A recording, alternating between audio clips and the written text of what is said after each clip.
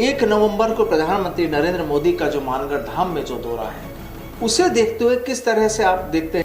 लगता क्या है कि इस 1 नवंबर के बाद कि यहाँ की कहानी कैसी हो सकती है? देखिए प्रदीप जी, सबसे पहले आपको ये देखना चाहिए कि मानगढ़ धाम अचानक सुर्खियों में आया क्यों। और कांग्रेस हो चाहे भारतीय जनता पार्टी हो, दोनों ही ऐसे लग रहा है जैसे कि आदिवासियों से ज्यादा चिंता उनमें से किसी को नहीं है।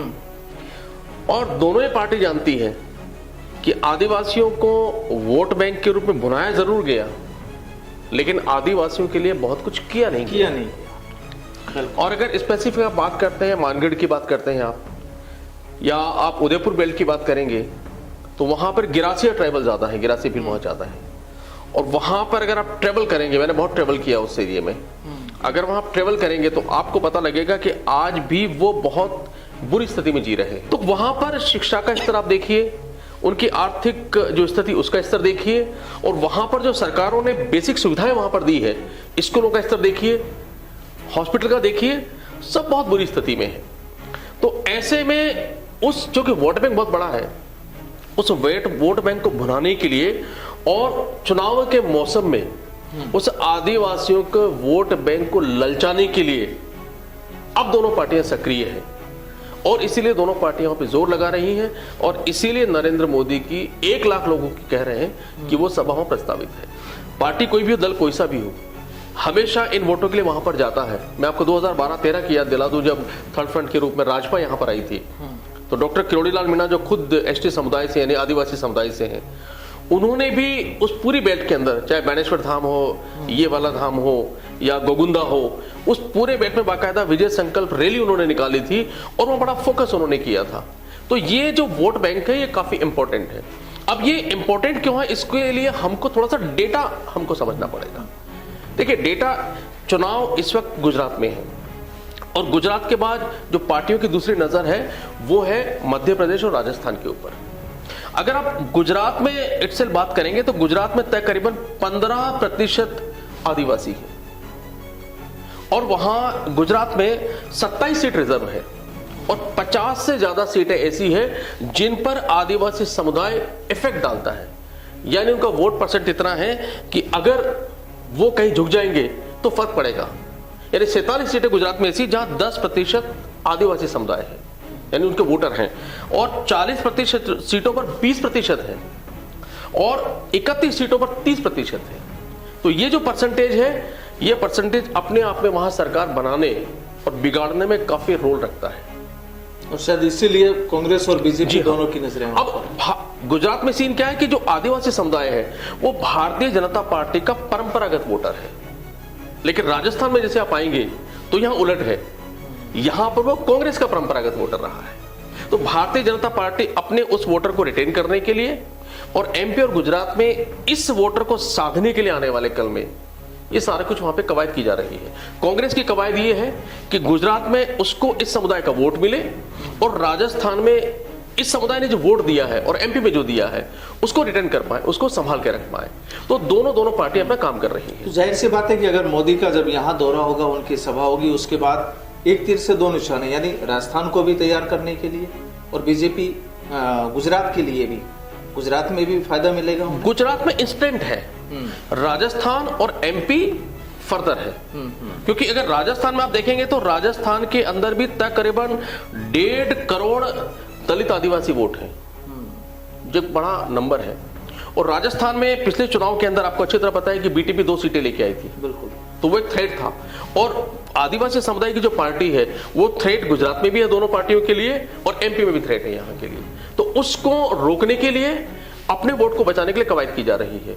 और मैं आपको एक आंकड़ा और दे दूं कि बीटीपी से जो टुकड़े हुए हैं अभी, उसमें बीवीपीएम जो उनकी पार्टी बनी है दूसरी, बांसवाड़ा डूंगरपुर जो ट्राइबल बेल्ट है, उसे 15 कॉलेजों में इलेक्शन हुआ, और आपको सरप्राइज होगा कि 15 में से 11 कॉलेज में बीवीपीएम के प्रेसिडेंट बने। बिल्कुल। तो ये अपने आप में बड़ा इनके लिए चिंता वाली चीज है, कांग्रेस के लिए भी और बीजेपी दोनों के लिए। बिल्कुल। और अगर आप एमपी चले जाएं तो एमपी का आंकड़ा भी अपने आप में काफी इंटरेस्टिंग है।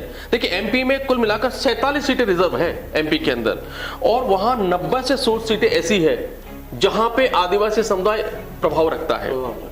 और पिछले 2018 के चुनाव थे, अगर उसको आप देखेंगे तो 47 में से 16 सीटें भारतीय जनता पार्टी को मिली थी और 47 में से 30 सीटें कांग्रेस को मिली थी। और जो कांग्रेस की सरकार वहां पर बनी और भारतीय जनता पार्टी को जो बाहर का रास्ता दिखाया, भले कुछ समय के लिए था वो, उसके लिए दम इन्हीं का था, उसके लिए इन सीटों का थी। तो गुजरात के चुनाव में बड़ा प्रभाव ये डालने वाले क्योंकि स्टेट वहां पर है, राजस्थान में भी एक बहुत बड़ा प्रभाव इनका है और एमपी के अंदर भी प्रभाव है। तो इसलिए यहां पर इतना ध्यान दिया जा रहा है। और जब नरेंद्र मोदी वहां पर चीफ मिनिस्टर थे गुजरात के अंदर, तो उन्होंने इस धाम का जो गुजरात वाला हिस्सा है उसे बहुत काम करवाया, उसमें सड़कें बनवाई, उन्होंने बाकी इंफ्रा वहां डेवलप किया, क्योंकि वही कर सकते थे, राजस्थान में तो आ नहीं सकते थे वो। और अभी भी जब ये चुनाव वहां आ रहे हैं नरेंद्र मोदी, तो बाकायदा वहां पे सड़कों को ठीक किया जा रहा है, पैच वर्क किया जा रहा है, मतलब प्रॉपर तरीके से काम किया जा रहा है। तो ये पूरी कहानी है। इस वजह से अदरवाइज आप सोचिए पिछले 3.5 साल में तो याद नहीं है कांग्रेस को भी वहां पर। सवाल वो ये कि चुनाव करीब आ गए तो अब चुनाव करीब, और इसीलिए ये सारा का सारा वहां पर ये कवायद की जा रही है। ये कुल मिलाकर के चुनावों से रिलेवेंट है। अगर चुनावों से रिलेवेंट नहीं होता तो फिर इतने सालों में अगर इतना ध्यान दिया जाता तो आदिवासियों की स्थिति आज वो नहीं होती जो आप उदयपुर में जाके गिरासी आदिवासियों की जो राष्ट्रीय स्मारक घोषित करने की जो मांग की जा रही है, शायद वो भी अब तक पूरी हो चुकी होती। और वो भी यही पंच है कि चूंकि गुजरात के, देखिए गुजरात के चुनाव है वो जीवन मरण का प्रश्न बन चुके हैं भारतीय जनता पार्टी के लिए। वो भंवर में फंसी हुई है, तो उसको वो आज Bharatiya Janata party micro level पे काम कर रही है, यानी वो मिलीमीटर और सेंटीमीटर भी जगह नहीं छोड़ना चाहती जिससे उनके हारने की या उनके सत्ता से बाहर होने की संभावना हो जाए। तो वो एक एक करके साध रहे हैं और इसीलिए उन्होंने सबसे पहले आदिवासियों पर ध्यान दिया। अच्छा, यहाँ पर देखिए जो अभी तक खबरें जो आ रही हैं कि मोदी के इस प्रोग्राम में अशोक गहलोत को भी बुलाया है, बीजेपी के तो तमाम लीडर्स वहां रहेंगे, लेकिन कांग्रेस के लीडर्स भी और शायद बघेल को भी वहां पर इनवाइट किया गया है। अब अगर इसको हम सियासत के हिसाब से देखें तो क्या लगता है? देखिए सियासत के हिसाब से तो ये कि अगर वहां पर आपको कोई एक्टिविटी करनी है तो जो डेकोरम कहता है, जो प्रोटोकॉल कहता है, वो ये कि उनको अशोक गहलोत को बुलाना चाहिए, पहला।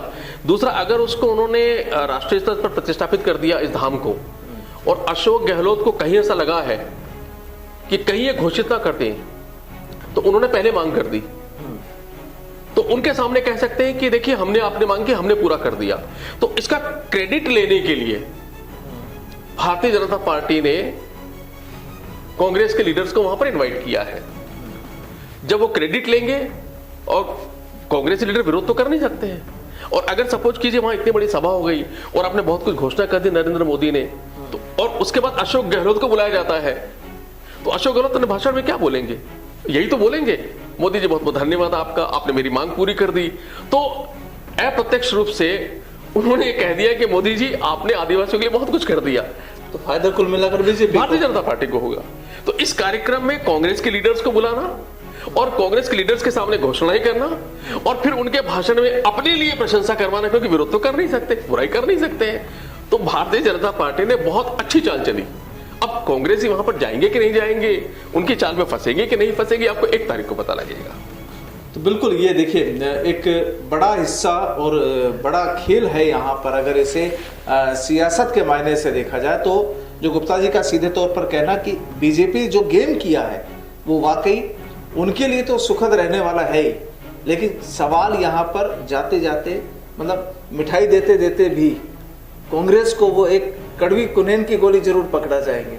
सीधा सा इसका यही बनता है, वो पकड़ा जाएंगे, फिर अगले चुनाव गुजरात चुनाव में भुनाएंगे। हाँ, पर अगले चुनाव में पूरी तरीके से राजस्थान में और एमपी में इसको भुनाया जाएगा और कांग्रेस पर प्रहार किए जाएंगे। और अभी स्मारक बनाने का मान लीजिए ऐलान भी कर देते हैं, ठीक है, अगले साल चुनाव से पहले जब राजस्थान में चुनाव होंगे तो उसकी सार संभाल करने के बहाने ही सही, बहाने होंगे। हमने मुद्दा छीन लिया, हमने अपना मुद्दा छीन लिया, और जहां पर एक बड़ी परसेंटेज है वोटर्स की,